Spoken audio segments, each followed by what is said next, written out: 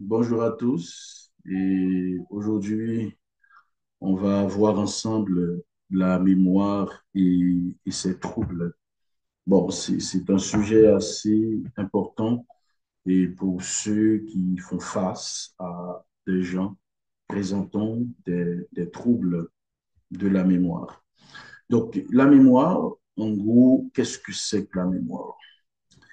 La mémoire, c'est la faculté qu'ont les êtres humains de pouvoir enregistrer, stocker, encoder des informations qui lui sont parvenues et de pouvoir les récupérer en cas de besoin. Mais toutefois, c'est un processus continu.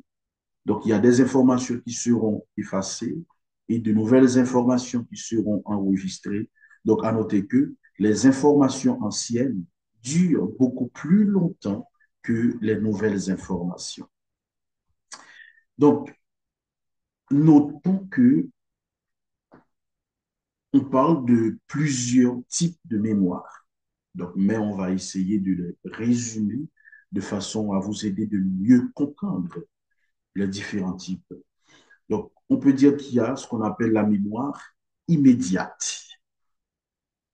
Dans le temps appelé mémoire à court terme, jusqu'à présent, c'est un terme qui est encore utilisé, c'est une mémoire qui nous permet d'enregistrer, de stocker des informations, mais ne comprenant pas beaucoup de lettres. D'ailleurs, on l'a dit, donc la mémoire à court terme ou bien la mémoire immédiate nous permet d'enregistrer des chiffres variés de 5 à 9 ou bien des lettres de 5 à 9.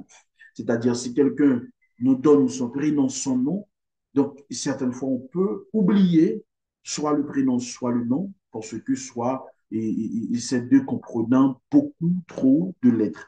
Donc, un numéro de téléphone, on arrive à l'enregistrer, mais sur le tas, parce que, à effet immédiat, désolé, parce qu'à un certain moment, si vous notez pas l'information, bien le numéro, bien le prénom qui vous a été donné quelque part, donc ça peut arriver, vous l'oubliez. Pourquoi? Parce que la mémoire immédiate fonctionne comme ça.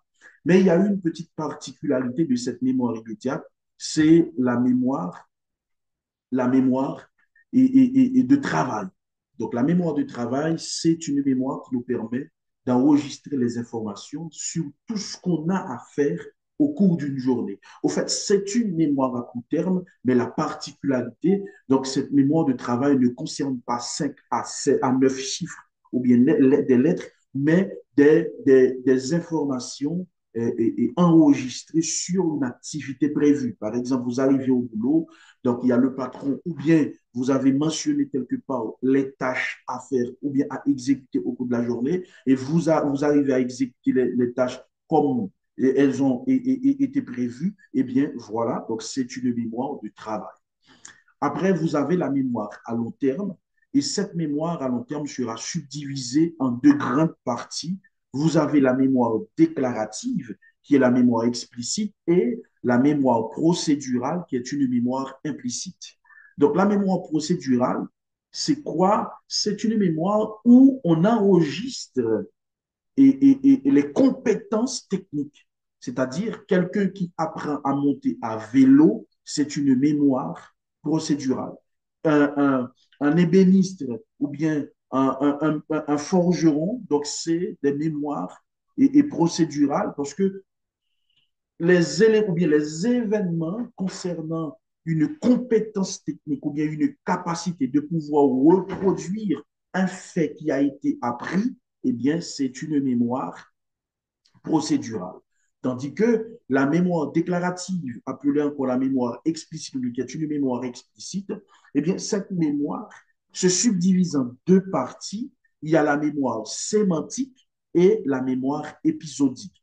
Donc, quand on parle de mémoire sémantique, donc c'est la mémoire des compétences où toutes les connaissances sont enregistrées. Donc, c'est la mémoire des connaissances. Le fait de mémoriser la capitale d'un pays, d'étudier la médecine, d'étudier une profession quelconque, auquel les sciences infirmières, agronomie, génie civil, quelle que soit la profession que vous étudiez, eh bien, le fait que vous enregistrez des informations pendant le temps de la formation, eh bien, c'est une mémoire sémantique. Tandis que l'autre mémoire déclarative, c'est la mémoire épisodique, donc qui est la mémoire des vécus, des événements, des lieux. Par exemple, vous avez visité un endroit, donc vous enregistrez des informations de cet endroit. Quand vous arrivez quelque part et vous êtes en train de discuter des choses concernant ce même endroit, vous arrivez à faire ressortir des événements ou bien des lieux exacts là-bas, des lieux touristiques ou bien un fait qui vous a marqué. Donc, c'est la mémoire épisodique. Donc, c'est comme ça que se subdivise la mémoire. Maintenant, parlons de mémoire. Eh bien, on avait dit tout à l'heure, il y a l'encodage, le stockage et la récupération. Donc, c'est les trois grands processus de la mémoire. Eh bien, cette mémoire-là a un circuit. Donc, l'information qui parvient au cerveau a un trajet, OK, pour que cette information puisse être stockée dans un endroit donné. Donc, ce circuit s'appelle le circuit de Papez, où vous avez la participation de plusieurs structures du cerveau, OK, laissant un passage, OK, laissant circuler l'information jusqu'à son lieu d'encodage et de stockage. Donc, le circuit de Papez, donc PAPEZ, est constitué de l'hippocampe, du thalamus antérieur, j'ai bien précisé, parce que le thalamus postérieur servira au carrefour permettant de distribuer les informations sensitives et sensorielles qui lui sont parvenues vers le cortex spécifique. Donc, vous avez l'hippocampe, le thalamus antérieur, le corps singulaire, les corps mammillaires et le cortex entorhinal.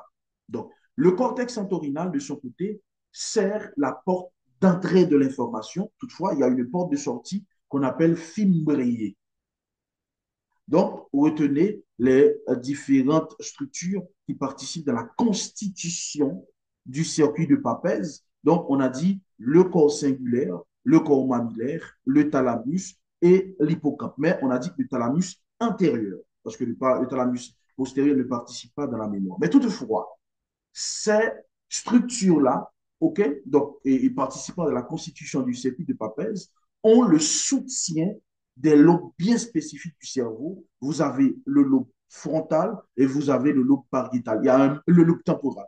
À un moindre degré, on a aussi le lobe pariétal parce qu'il y a des informations qui sont enregistrées dans le lobe pariétal, comme le goût et le visage des gens.